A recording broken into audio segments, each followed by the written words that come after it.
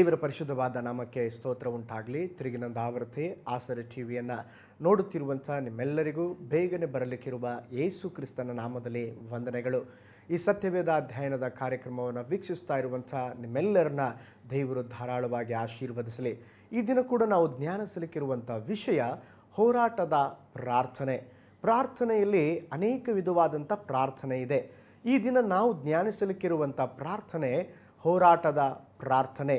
ಪ್ರಾರ್ಥನೆ ಯಾವಾಗಲೂ ಅದ್ಭುತವನ್ನು ತರುತ್ತದೆ. ಎಲ್ಲೆಲ್ಲಿ ಪ್ರಾರ್ಥಿಸಿದರೋ ಅಲ್ಲೆಲ್ಲ ದೇವರ ಚಲನೆ ಉಂಟಾಯಿತು. ನಂಬಿಕೆ ಬೆಟ್ಟಗಳನ್ನು ಚಲಿಸುವಂತೆ ಮಾಡಿದರೆ ಪ್ರಾರ್ಥನೆ ದೇವರನ್ನು ಚಲಿಸುವಂತೆ ಮಾಡುತ್ತದೆ.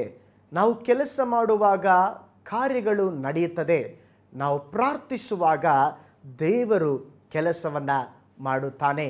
ಎಲ್ಲ ಶಕ್ತಿಗಿಂತ ಪ್ರಾರ್ಥನೆಯ ಶಕ್ತಿ ಮಿಗಿಲಾದದ್ದು. ಪ್ರಾರ್ಥನೆ ನಿಮ್ಮ ಜೀವಿತವನ್ನು ಕಟ್ಟುತ್ತದೆ.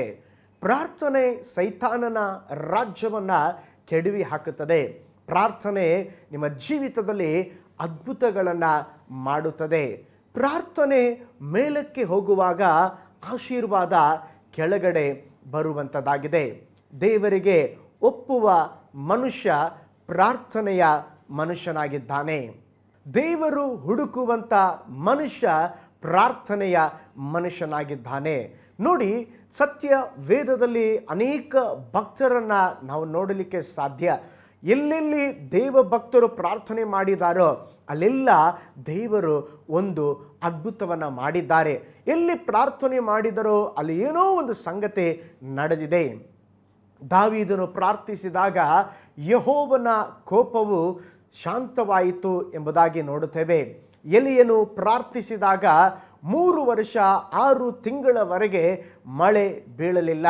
ಸೊಲೊಮೋನನು ಪ್ರಾರ್ಥಿಸಿದಾಗ ಆಕಾಶದಿಂದ ಬೆಂಕಿ ಬಿದ್ದು ಸರ್ವಾಂಗ ಹೋಮ ದ್ರವ್ಯಗಳು ಯಜ್ಞ ಮಾಂಸವನ್ನು ದಹಿಸಿಬಿಟ್ಟಿತು. ದಾನಿಯೇಲನು ಪ್ರಾರ್ಥಿಸಿದಾಗ ಗಬ್ರಿಯೇಲನೆಂಬಂಥ ಪುರುಷನು ಪ್ರಾರ್ಥನೆಗೆ ಉತ್ತರವನ್ನು ನೀಡಿದನು. ಹನ್ನಳು ಪ್ರಾರ್ಥಿಸಿದಾಗ ದೇವರು ಮಗುವನ್ನು ಅನುಗ್ರಹಿಸಿದರು. ಯೋನನು ಪ್ರಾರ್ಥಿಸಿದಾಗ ಮೀನು ಅವನ ನುಂಗಿದಂಥ ಮೀನು ಅವನ ಒಣ ನೆಲದಲ್ಲಿ ಕಾರಿಬಿಟ್ಟಿತು. ಕೊರ್ಲೇನನು ಪ್ರಾರ್ಥಿಸಿದಾಗ ಹೊಳೆಯುವ ವಸ್ತ್ರವನ್ನು ಧರಿಸಿಕೊಂಡಿದ್ದಂಥ ಒಬ್ಬ ಮನುಷ್ಯ ದೇವದೂತನು ಕಾಣಿಸಿಕೊಂಡು ಅವನಿಗೆ ದರ್ಶನವನ್ನು ಕೊಡುತ್ತಿದ್ದಾರೆ. ಹಿಜ್ಕೀಯನು ಪ್ರಾರ್ಥಿಸಿದಾಗ ದೇವರು ಅವನ ಪ್ರಾರ್ಥನೆಯನ್ನು ಕೇಳಿ ಅವನ ಕಣ್ಣೀರನ್ನು ನೋಡಿ 15 ವರ್ಷಗಳನ್ನು ಕೂಡಿಸಿದನು. ಯಾಬೇಜನು ಪ್ರಾರ್ಥಿಸಿದಾಗ ದೇವರು ಅವನನ್ನು ಆಶೀರ್ವದಿಸಿ ಅವನ ಪ್ರಾಂತ್ಯವನ್ನು ವಿಸ್ತರಿಸಿದರು. ಯೋಬನು ಪ್ರಾರ್ಥಿಸಿದಾಗ ಅವನ ದುಸ್ಥಿತಿ ಹೋಗಿಸಲ್ಪಟ್ಟು 2ರಷ್ಟು ಆಶೀರ್ವಾದವನ್ನು ಪಡೆದುಕೊಂಡನು. ಆದಿಸಭೆಯು ಪ್ರಾರ್ಥಿಸಿದಾಗ ಅವರು ಕೂಡಿದ್ದಂಥ ಸ್ಥಳವು ನಡುಗಿತು ಎಂಬುದಾಗಿ ನಾವು ನೋಡುತ್ತೇವೆ. ಯೇಸು ಕ್ರಿಸ್ತನು ಪ್ರಾರ್ಥಿಸಿದಾಗ ಆಕಾಶವು ತೆರೆಯಿತು, ಪರಲೋಕ ತೆರೆಯಲ್ಪಡುತ್ತೆಂಬುದಾಗಿ ನಾವು ನೋಡುತ್ತೇವೆ. ಹೌದು ಪ್ರೀತಿಯ ದೇವ ಮಕ್ಕಳೇ, ನೀವು ಪ್ರಾರ್ಥಿಸುವಾಗ ಏನೋ ಒಂದು ಕಾರ್ಯ ನಡೆಯುವಂಥದ್ದಾಗಿದೆ. ದೇವರು ನಮ್ಮ ಪ್ರಾರ್ಥನೆಯನ್ನು ಮೆಚ್ಚುತ್ತಾನೆ.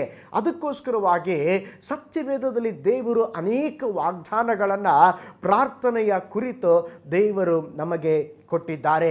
ಉದಾಹರಣೆಗೆ ನಾವು ನೋಡುವುದಾದರೆ ಯೆಶಾಯ ಬರೆದ ಪ್ರವಾದನೆ ಗ್ರಂಥ 65ನೇ ಅಧ್ಯಾಯ 24ನೇ ವಾಕ್ಯದಲ್ಲಿ ನಾವು ನೋಡುತ್ತೇವೆ, ಆಗ ಅವರು ಬೇಡುವುದರೊಳಗೆ ಸದುತ್ತರವನ್ನು ದಯಪಾಲಿಸುವೆನು, ಅವರು ಹೇಳುತ್ತಿರುವಾಗಲೇ ಕೇಳುವೆನು. ನೋಡಿ ಪ್ರೀತಿಯ ದೇವ ಮಕ್ಕಳೇ, ಇಲ್ಲಿ ದೇವರು ಹೇಳುತ್ತಿದ್ದಾರೆ, ಅವರು ಬೇಡುವುದರೊಳಗೆ ನಾನೇನು ಮಾಡ್ತಾನೆ, ಸದುತ್ತರವನ್ನು ದಯಪಾಲಿಸ್ತಾನೆ.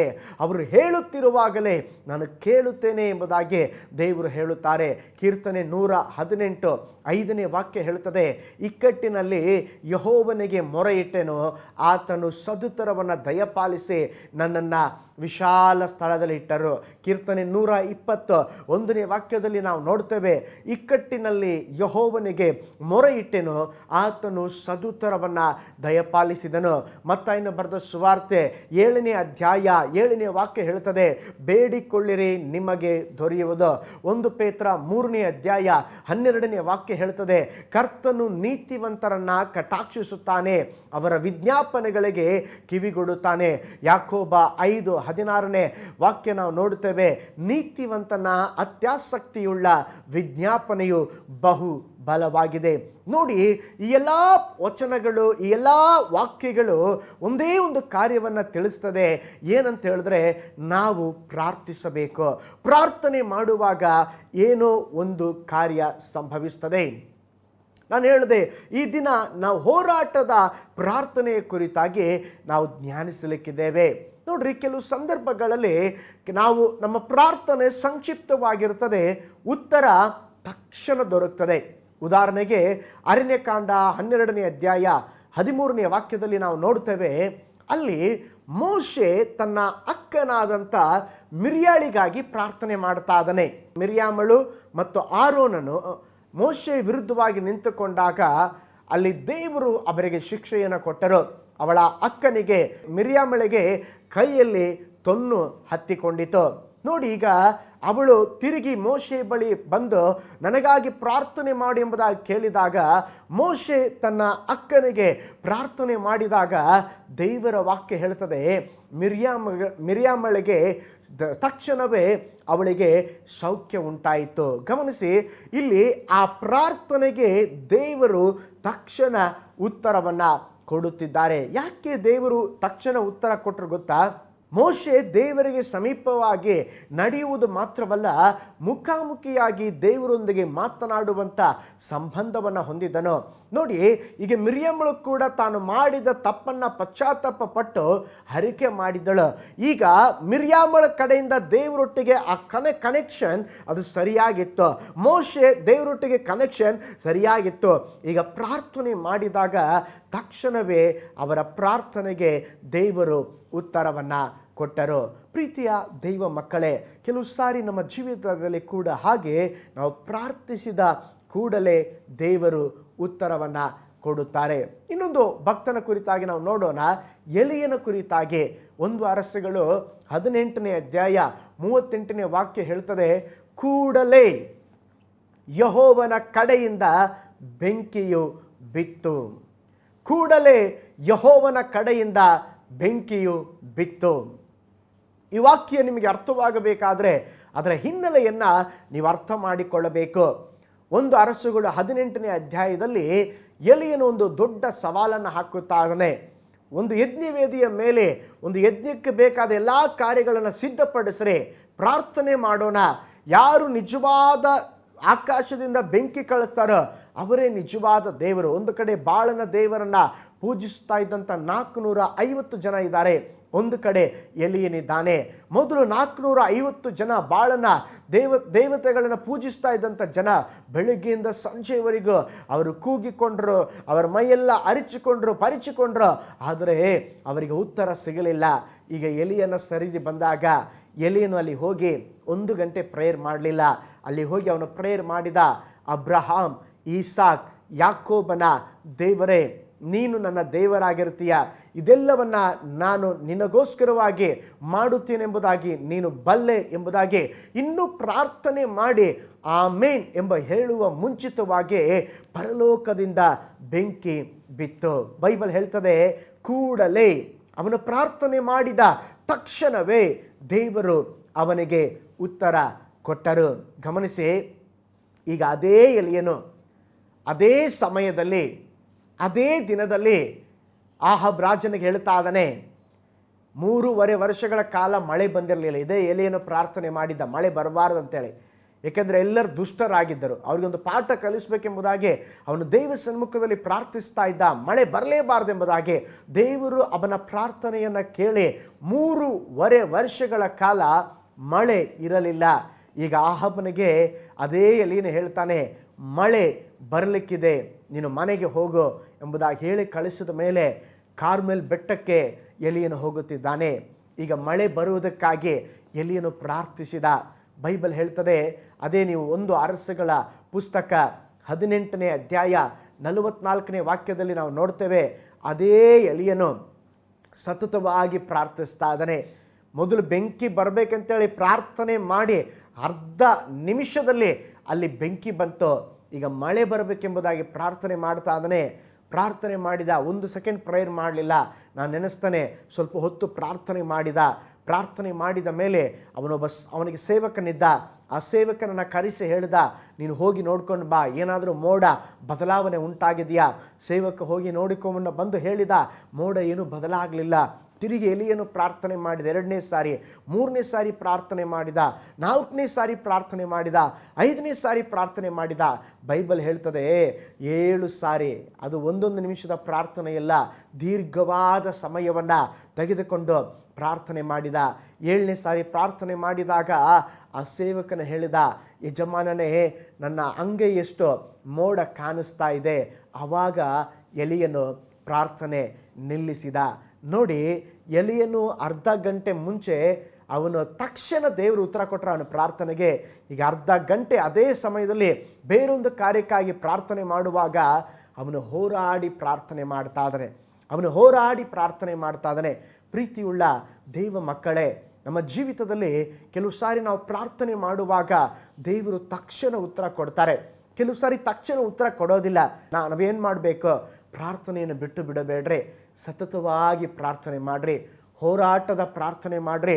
ನೀವು ಬಿಡಬಾರ್ದು. ಎಲಿಯನ ಹಾಗೆ ಹೋರಾಟದಿಂದ ಪ್ರಾರ್ಥನೆ ಮಾಡುವಾಗ ನಿಶ್ಚಯವಾಗಿ ನಿಮ್ಮ ಜೀವಿತದಲ್ಲಿ ಕೂಡ ದೇವರು ನಿಮ್ಮ ಪ್ರಾರ್ಥನೆಗಳಿಗೆ ಉತ್ತರವನ್ನು ಕೊಡುತ್ತಾರೆ. ಇನ್ನೊಂದು ಉದಾಹರಣೆಯನ್ನು ನಾನು ಹೇಳ್ತೇನೆ. ನಮ್ಮೆಲ್ಲರಿಗೂ ಚಿರಪರಿಚಿತವಾಗಿರುವಂಥ ವಾಕ್ಯ ಭಾಗ, ಮಾರ್ಕನ ಬರೆದ ಸುವಾರ್ತೆ 10ನೇ ಅಧ್ಯಾಯ 46ರಿಂದ 52ನೇ ವಾಕ್ಯ ನೀವು ನೋಡೋದಾದರೆ, ಒಬ್ಬ ಕುರುಡ ಬಾರ್ತಿಮಾಯನ ಕುರಿತಾಗಿ ನೋಡ್ತೇವೆ. ಅವನೊಬ್ಬ ಭಿಕ್ಷುಗಾರನಾಗಿದ್ದ, ಅವನೊಬ್ಬ ಕುರುಡನಾಗಿದ್ದ. ಬೈಬಲ್ ಹೇಳ್ತದೆ, ಯೇಸು ಕ್ರಿಸ್ತನು ಯೆರಿಕೋ ಪಟ್ಟಣಕ್ಕೆ ಅವರು ಹೋಗುತ್ತಾ ಇದ್ದಾರೆ. ಈ ಯೆರಿಕೋ ಪಟ್ಟಣದಲ್ಲಿ ಈ ಬಾರ್ತಿಮಾಯನಿದ್ದಾನೆ. ಅವನು ತೀಮಾಯನ ಮಗನಾದ ಬಾರ್ತಿಮಾಯನು ಅವನು ಕುರುಡನಾಗಿ ಭಿಕ್ಷಕನಾಗಿ ಒಂದು ಮಾರ್ಗದಲ್ಲಿ ಭಿಕ್ಷೆ ಬೇಡುತ್ತಾ ಕೂತಿದ್ದಾನೆ. ನಜರೇತಿನ ಯೇಸುವೆಂದು ಅವನ ಕೇಳಿ ಅವನು, ದಾವಿದ ಕುಮಾರನೇ, ನನ್ನನ್ನು ಕರುಣಿಸು ಎಂದು ಕೂಗಿಕೊಳ್ಳುವುದಕ್ಕೆ ಪ್ರಾರಂಭಿಸಿದನು. ನೋಡ್ರಿ, ಈಗ ಯಾರೋ ಹೇಳ್ತಾ ಇದ್ದಾರೆ, ಈ ಮಾರ್ಗವಾಗಿ ಯೇಸು ಹೋಗ್ತಾ ಇದ್ದಾರೆ. ಇದನ್ನು ಕೇಳಿದ ತಕ್ಷಣ ಅವನು ಬಾರ್ತಿಮಾಯನು ಕೂಗ್ತಾ ಇದ್ದಾನೆ. ನಾನು ಎಣಿಸ್ತೇನೆ ನಾರ್ಮಲ್ ಆಗಿ ಅವನು ಕೂಗಿರ್ಬೋದು. ನಜರೇತಿನ ಯೇಸುವುದಾಗಿ ಕೇಳಿ ಅವನು ಹೇಳ್ತಾ ಇದ್ದಾನೆ, ದಾವಿದ ಕುಮಾರನೇ, ಯೇಸುವೇ, ನನ್ನನ್ನು ಕರುಣಿಸೆಂಬುದಾಗಿ ಕೂಗಿಕೊಳ್ಳೋದಕ್ಕೆ ಪ್ರಾರಂಭ ಮಾಡಿದ. ಆದರೆ ಜನರು ಏನು ಮಾಡಿದ್ರು ಗೊತ್ತಾ? ಅವನನ್ನು ಗದರಿಸಿ, ಹೇಯ್, ನೀನು ಕೂಗಬೇಡ, ಗುರುವಿಗೆ ತೊಂದರೆ ಕೊಡಬೇಡ, ಗುರುವಿಗೆ ನೀನು ಡಿಸ್ಟರ್ಬ್ ಮಾಡಬೇಡ. ಆದರೆ ಬೈಬಲ್ ಹೇಳ್ತದೆ, ಜನ ಎಷ್ಟು ಅವನಿಗೆ ಸುಮ್ಮನೆ ಇರಲಿಕ್ಕೆ ಹೇಳಿದ್ರೋ, 48ನೇ ವಾಕ್ಯ, ಮಾರ್ಕ 10:48ನೇ ವಾಕ್ಯ ಹೇಳ್ತದೆ, ಅವನು ತಿರುಗಿ ಮತ್ತಷ್ಟು ಗಟ್ಟಿಯಾಗಿ, ದಾವಿದ ಕುಮಾರನೇ, ನನ್ನನ್ನು ಕರುಣಿಸು ಎಂಬುದಾಗಿ ಮತ್ತಷ್ಟು ಕೂಗಿಕೊಂಡನು. ಬೈಬಲ್ ಹೇಳ್ತದೆ, ಆಗ ಯೇಸುವಿಗೆ ಆ ಶಬ್ದ ಕೇಳ್ತಂತೆ. ಆಗ ಯೇಸು ಸ್ವಾಮಿ ಹೇಳಿದ್ರು, ಯಾರೋ ನನ್ನ ಕರೀತಾ ಇದ್ದಾರೆ, ಆ ವ್ಯಕ್ತಿಯನ್ನು ಕರ್ಕೊಂಡು ಬನ್ನಿರಿ. ಅವನು ಕರ್ಕೊಂಡು ಬಂದಾಗ, ನಾನು ನಿನಗೇನು ಮಾಡಬೇಕು ಸ್ವಾಮಿ, ನನಗೆ ಕಣ್ಗಳು ಬರಬೇಕೆಂಬುದಾಗಿ ಬಾರ್ತಿಮಾಯ ಹೇಳ್ದ. ಅವನ ಜೀವನದಲ್ಲಿ ಒಂದು ಅದ್ಭುತ ನಡೆಯಿತು. ನೋಡ್ರಿ, ಬಾರ್ತಿಮಾಯ ಒಂದು ಸಾರಿ ಕರೆದಾಗ ಯೇಸು ಸ್ವಾಮಿಗೆ ಕೇಳಲಿಲ್ಲ. ಆಲ್ರೆಡಿ ಯೇಸು ಸ್ವಾಮಿ ಅವನನ್ನು ದಾಟಿ ಮುಂದಕ್ಕೆ ಹೋಗ್ಬಿಟ್ಟಿದ್ದಾರೆ. ಆದರೆ ಅವನು ಬಿಡಲಿಲ್ಲ. ಜನರೆಲ್ಲ ಸುಮ್ಮನಿರಿ ಎಂಬುದಾಗಿ ಹೇಳ್ತಾ ಇದ್ದಾರೆ. ಕೆಲವು ಸಾರಿ ನಮ್ಮ ಜೀವನದಲ್ಲಿ ಕೂಡ ಹಾಗೆ, ನೀನು ಪ್ರಾರ್ಥನೆ ಮಾಡುವಾಗ ಸೈತಾನನು ಕಿವಿಯಲ್ಲಿ ಬಂದು ಹೇಳ್ತಾನೆ, ನೀನು ಪ್ರೇಯರ್ ಮಾಡಿದ್ದು ಸಾಕು, 1 ವಾರದಿಂದ ಪ್ರೇಯರ್ ಮಾಡ್ತಾ ಇದೆಯಾ, 1 ತಿಂಗಳಿಂದ ಪ್ರೇಯರ್ ಮಾಡ್ತಾ ಇದೆಯಾ, ನಿನ್ನ ಪ್ರಾರ್ಥನೆಯನ್ನು ನಿಲ್ಲಿಸು ಎಂಬುದಾಗಿ ಹೇಳುವಾಗ ನಾವು ಬಾರ್ತಿಮಾಯನ ಥರ ಮಾಡಬೇಕು. ಏನು, ಜನ ಎಷ್ಟು ಅವನಿಗೆ ಮೌನವಾಗಿರಲಿಕ್ಕೆ ಅವನ ಒತ್ತಾಯಪಡಿಸಿದ್ರೋ, ಅವನು ಇನ್ನೂ ಗಟ್ಟಿಯಾಗಿ ಮತ್ತಷ್ಟು ಯೇಸುವನ್ನು ಕರೆದ. ತನ್ನ ಅದ್ಭುತವನ್ನು ಹೊಂದಿಕೊಳ್ಳುವವರೆಗೂ, ಅವನು ಯೇಸುವಿಗೆ ತನ್ನ ಶಬ್ದ ಮುಟ್ಟುವವರೆಗೂ ಅವನು ಯೇಸುವನ್ನು ಕರೆದ. ಪ್ರೀತಿಯುಳ್ಳ ದೇವರ ಮಕ್ಕಳೇ, ನಮ್ಮ ಪ್ರಾರ್ಥನೆಯಲ್ಲಿ ಕೂಡ ನಾವೇನು ಮಾಡಬೇಕಂತ ಹೇಳಿದ್ರೆ, ಕೆಲವು ಸಾರಿ ನಮ್ಮ ಪ್ರಾರ್ಥನೆ ಇನ್ನೂ ಸ್ವರ್ಗವನ್ನೇ ಮುಟ್ಟಿರೋದಿಲ್ಲ, ಅದರೊಳಗೆ ನಮ್ಮ ಪ್ರಾರ್ಥನೆಯನ್ನು ಮುಗಿಸ್ಬಿಡ್ತೇವೆ.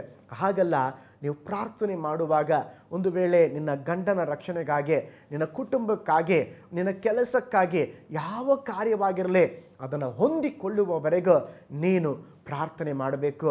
ಇಲ್ಲಿ ಬಾರ್ತಿಮಾಯಿನ ಏನು ಮಾಡ್ತಾ ಇದ್ದಾನೆ ಅಂತ ಹೇಳಿದ್ರೆ, ಹೋರಾಟ ಪ್ರಾರ್ಥನೆ ಮಾಡಿ ಅವನ ಜೀವಿತದಲ್ಲಿ ಅವನು ಜಯವನ್ನು ಹೊಂದಿಕೊಳ್ಳುತ್ತಿದ್ದಾನೆ. ಎರಡನೇದಾಗಿ, 12 ವರ್ಷಗಳಿಂದ ರಕ್ತ ಕುಸುಮವಿದ್ದಂಥ ಒಬ್ಬ ಸ್ತ್ರೀ, ಅವಳು ಕೂಡ ತನ್ನ ಸ್ವಸ್ಥತೆಗಾಗಿ ಹೋರಾಡಿ ಪ್ರಾರ್ಥನೆ ಮಾಡಿದಳು. ಲೂಕನ ಬರೆದ ಸುವಾರ್ತೆ 8ನೇ ಅಧ್ಯಾಯ 43ನೇ ವಾಕ್ಯದಲ್ಲಿ ನಾವು ನೋಡ್ತೇವೆ, 12 ವರ್ಷದಿಂದ ರಕ್ತ ಕುಸುಮವಿದ್ದಂಥ ಒಬ್ಬ ಹೆಂಗಸು ಬಂದಳು.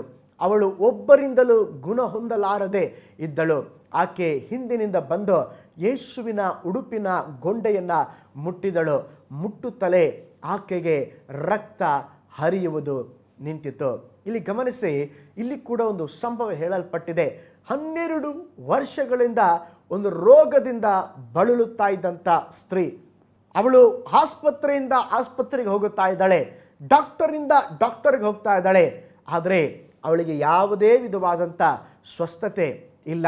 ಬೈಬಲ್ ಹೇಳ್ತದೆ, ಒಂದು ದಿವಸ ಅವಳು ತೀರ್ಮಾನವನ್ನು ತೆಗೆದುಕೊಂಡ್ಳು, ಇವತ್ತು ನಾನು ಯೇಸುವಿನ ಬಳಿಗೆ ಹೋಗ್ತೇನೆ, ಯೇಸುವಿನ ಬಟ್ಟೆಯನ್ನು ಮುಟ್ತೇನೆ, ಯೇಸುವಿನ ಬಟ್ಟೆಯನ್ನು ಮುಟ್ಟಿದಾಗ ನನಗೆ ಸೌಖ್ಯವಾಗ್ತದೆ. ನೋಡ್ರಿ, ಈಗಿರುವಂಥ ಸ್ತ್ರೀ ಸಮುದಾಯಕ್ಕೆ ಇರುವಂಥ ಸ್ವಾತಂತ್ರ್ಯತೆ ಆಗಿನ ಕಾಲದಲ್ಲಿ ಇರಲಿಲ್ಲ. ಈ ಕುಷ್ಠರೋಗಿಗಳು, ಈ ರಕ್ತ ಕುಸುಮ ಸ್ತ್ರೀ, ಈ ವಿಧವಾದಂಥ ರೋಗಗಳನ್ನು ಜನರು ಏನು ಮಾಡ್ತಾ ಇದ್ರು ಅಂತ ಹೇಳಿದ್ರೆ, ಅವ್ರನ್ನ ಬಹಿಷ್ಕಾರ ಹಾಕಿ ಊರು ಹೊರಗಡೆ ಇರಿಸ್ತಾ ಇದ್ರು. ಅಂತ ಆ ವಿಧವಾಗಿ ಟ್ರೀಟ್ ಮಾಡುವಂಥ ಕಾಲ.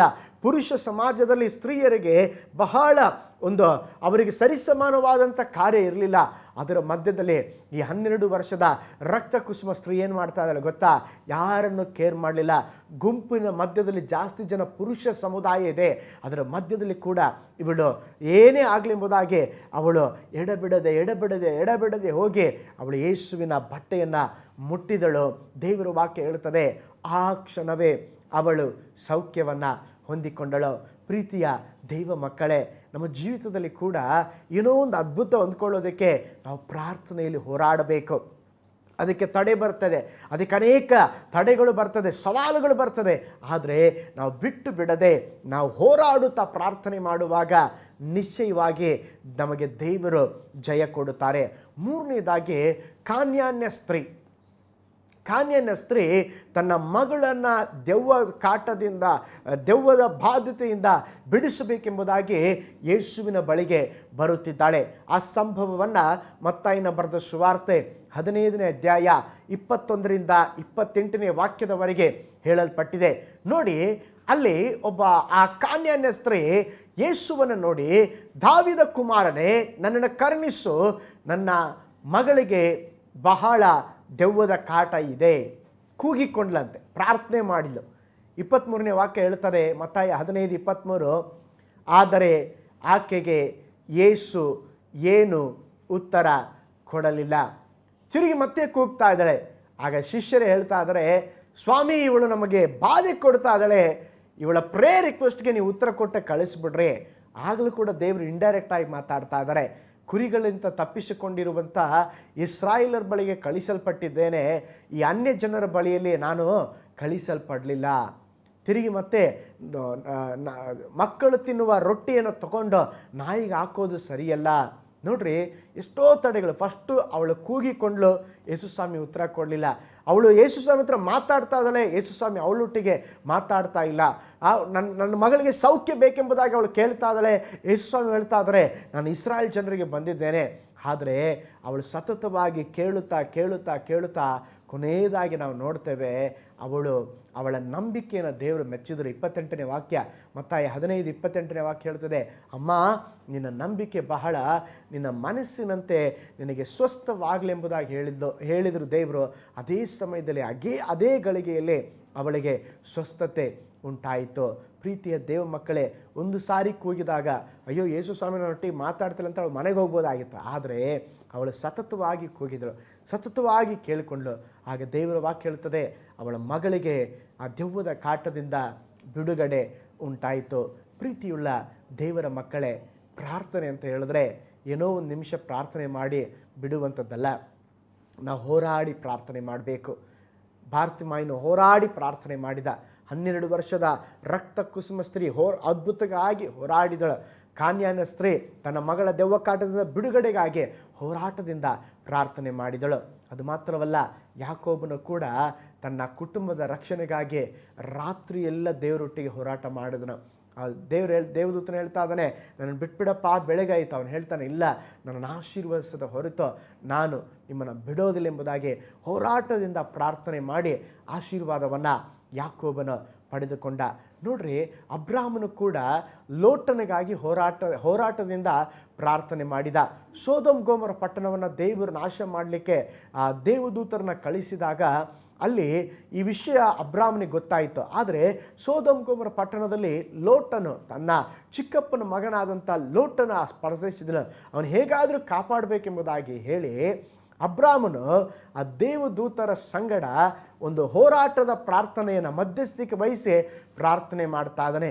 ಸ್ವಾಮಿ, ಅಲ್ಲಿ 50 ಮಂದಿ ನೀತಿವಂತರಿದ್ದರೆ ಅವ್ರನ್ನ ನೀ ನಾಶ ಮಾಡ್ತೀಯಾ?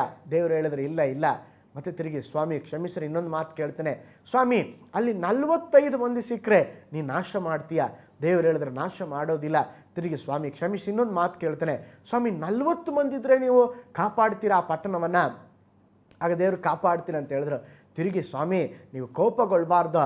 ಸ್ವಾಮಿ, ಅಲ್ಲಿ 30 ಜನ ಇದ್ದರೆ, ತಿರುಗಿ 20 ಜನ, ಸ್ವಾಮಿ 10 ಜನ ಇದ್ದರೆ, ಹೀಗೆ ಮಧ್ಯಸ್ಥಿಕೆ ವಹಿಸಿ ಹೋರಾಟದಿಂದ ಪ್ರಾರ್ಥನೆ ಮಾಡಿ ಲೋಟನನ್ನು ರಕ್ಷಿಸಲಿಕ್ಕೆ ಅಬ್ರಾಹಮನ ಪ್ರಾರ್ಥನೆ ಕಾರಣವಾಯಿತು. ಪ್ರೀತಿಯ ದೇವ ಮಕ್ಕಳೇ, ನಿಮ್ಮ ಹೋರಾಟದ ಪ್ರಾರ್ಥನೆ ಯಾರನ್ನು ರಕ್ಷಿಸ್ತದೆ? ಯಾರಿಗೂ ಅದು ಒಂದು ಒಳ್ಳೆಯದನ್ನು ಮಾಡುವಂಥದ್ದಾಗಿದೆ. ನಾವು ಹೋರಾಟದಿಂದ ಪ್ರಾರ್ಥನೆ ಮಾಡಬೇಕು. ಅದು ಮಾತ್ರವಲ್ಲ, ಇಸ್ರಾಯೇಲ್ ಜನರ ಜೀವಿತದಲ್ಲಿ ನೋಡುವಾಗ ಅಮಾಲೇಕರು ಇಸ್ರಾಯೇಲರ ವಿರುದ್ಧವಾಗಿ ಯುದ್ಧಕ್ಕೆ ಬಂದಾಗ ಮೋಶೆ ಕೈಗಳನ್ನೆತ್ತಿ ಪ್ರಾರ್ಥನೆ ಮಾಡ್ತಾ ಇದ್ನು. ಅವನ ಕೈ ಯಾವಾಗ ಕೆಳಗಡೆ ಬರ್ತಾ ಇತ್ತೋ ಅಮಾಲೇಕರು ಜಯ ಹೊಂದುತ್ತಾ ಇದ್ರು. ಅವನ ಕೈ ಯಾವಾಗ ಮೇಲಕ್ಕೆ ಹೋಗ್ತಾ ಇತ್ತೋ ಆಗ ಇಸ್ರಾಯೇಲರು ಜಯವಾಗ್ತಾ ಇದ್ರು. ವಿಮೋಚನ ಕಾಂಡ 17ನೇ ಅಧ್ಯಾಯ 11ರಿಂದ 16ನೇ ವಾಕ್ಯದವರೆಗೆ ನಾವು ನೋಡ್ಬೋದಾಗಿದೆ. ಪ್ರೀತಿಯುಳ್ಳ ದೇವ ಮಕ್ಕಳೇ, ಮೋಶೆ ಸಾಯಂಕಾಲದ ಹೊತ್ತಿನವರೆಗೂ ತನ್ನ ಕೈಗಳನ್ನು ಎತ್ತಿ ಪ್ರಾರ್ಥನೆ ಮಾಡುತ್ತಲೇ ಇದ್ದನು. ಪ್ರೀತಿಯ ದೇವ ಮಕ್ಕಳೇ, ನಮ್ಮ ಜೀವಿತದಲ್ಲಿ ಕೂಡ ನಾವು ಸತತವಾಗಿ ಹೋರಾಟದಿಂದ ಪ್ರಾರ್ಥನೆ ಮಾಡುವಾಗ ನಿಶ್ಚಯವಾಗಿ ನಮ್ಮ ಜೀವಿತದಲ್ಲಿ ಕೂಡ ದೇವರು ಬಿಡುಗಡೆಯನ್ನು ಕೊಡುತ್ತಾರೆ. ಹಾಗಾದರೆ ಹೋರಾಟದ ಪ್ರಾರ್ಥನೆ ಯಾವಾಗಲೂ ಜಯ ಕೊಡುತ್ತದೆ. ಬಾರ್ತಿಮಾಯ, ಕಾನ್ಯಾನ ಸ್ತ್ರೀ, ಅದು ಮಾತ್ರವಲ್ಲ ಅಬ್ರಾಹಮ, ಮೋಶೆ, ಇವರೆಲ್ಲರೂ ಹೋರಾಟದಿಂದ ಪ್ರಾರ್ಥನೆ ಮಾಡಿದರು, ತಮ್ಮ ಜೀವಿತದಲ್ಲಿ ಜಯವನ್ನು ಪಡೆದುಕೊಂಡರು. ನಾವು ಕೂಡ ಹೋರಾಟ ಮಾಡಿ ನಾವು ಪ್ರಾರ್ಥನೆ ಮಾಡೋಣ. ನಿಶ್ಚಯವಾಗಿ ನಮ್ಮ ಜೀವಿತದಲ್ಲಿ ದೇವರು ಜಯ ಕೊಡ್ತಾರೆ. 1 ನಿಮಿಷ ಪ್ರಾರ್ಥನೆ ಮಾಡಿ ಬಿಟ್ಬಿಡ್ಬೇಡ್ರಿ. ಒಂದು ಸಾರಿ ಪ್ರೇಯರ್ ಮಾಡಿ ಅಯ್ಯೋ ದೇವರು ಉತ್ತರ ಕೊಡ್ತಾಯಿಲ್ಲ ಅಂತ ಬಿಟ್ಬಿಡ್ಬೇಡ್ರಿ. ಉತ್ತರ ಸಿಗುವವರೆಗೂ ಪ್ರೇಯರ್ ಮಾಡಿರಿ, ಹೋರಾಟದಿಂದ ಪ್ರೇಯರ್ ಮಾಡಿರಿ, ಅದು ನಿಮಗೆ ಸಿಕ್ಕುವವರೆಗೂ ಪ್ರಾರ್ಥನೆ ಮಾಡಿರಿ. ನಿಶ್ಚಯವಾಗಿ ನಿಮ್ಮ ಕಾರ್ಯಗಳಿಗೆ ದೇವರು ಅದ್ಭುತ ಮಾಡ್ತಾರೆ. ಹಾಗಾದರೆ ಇವತ್ತೇ ನಾವು ಒಪ್ಪಿಸಿಕೊಡೋಣ, ಸ್ವಾಮಿ ಈ ದಿನದಿಂದ ಒಂದು ಹೋರಾಟದ ಪ್ರಾರ್ಥನೆ ಮಾಡಲಿಕ್ಕೆ ನನಗೆ ಸಹಾಯ ಮಾಡಿರಿ ಎಂಬುದಾಗಿ ಹೇಳೋಣ. ಕರ್ತನು ನಮಗೆ ಆ ವಿಧದಲ್ಲಿ ಸಹಾಯ ಮಾಡಲಿ. ಕಣ್ಗಳ ಮುಚ್ಚೋಣ, ನಾವು ಪ್ರಾರ್ಥನೆ ಮಾಡೋಣ. ಪರಲೋಕದಲ್ಲಿ ವಾಸ ಮಾಡುವ ನಮ್ಮ ತಂದೆಯಾದ ದೇವರೇ, ಈ ಒಳ್ಳೆಯ ಸಮಯಕ್ಕಾಗಿ ಸ್ತೋತ್ರಪ್ಪ. ಈ ದಿನ ಕೂಡ ನಾವು ಹೋರಾಟದ ಪ್ರಾರ್ಥನೆಯ ಕುರಿತಾಗಿ ಧ್ಯಾನಿಸಿದ್ದೇವೆ ಸ್ವಾಮಿ. ಅನೇಕ ಭಕ್ತರು ಸ್ವಾಮಿ ಪ್ರಾರ್ಥನೆಯಲ್ಲಿ ಹೋರಾಟ ಮಾಡಿದರು ಸ್ವಾಮಿ, ಅದರ ನಿಮಿತ್ತ ಅವರಿಗೆ ಜಯ ಸಿಕ್ತಪ್ಪ.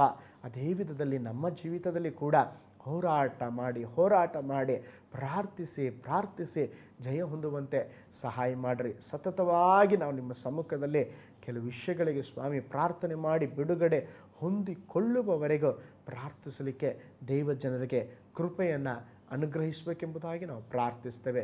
ವೀಕ್ಷಿಸಿದ ಪ್ರತಿಯೊಬ್ಬರನ್ನು ಧಾರಾಳವಾಗಿ ಆಶೀರ್ವಾದ ಮಾಡಿರಿ, ಬಲಪಡಿಸ್ರಿ. ಯೇಸುವಿನ ಹೆಸರಿನಲ್ಲಿ ತಂದೆಯೇ, ಆಮೇನ್. Praise the lord. ದೇವರು ನಿಮ್ಮೆಲ್ಲರನ್ನ ಧಾರಾಳವಾಗಿ ಆಶೀರ್ವಾದ ಮಾಡಲಿ. ಮೈ ಗಾಡ್ ಬ್ಲೆಸ್ ಯು ಆಲ್.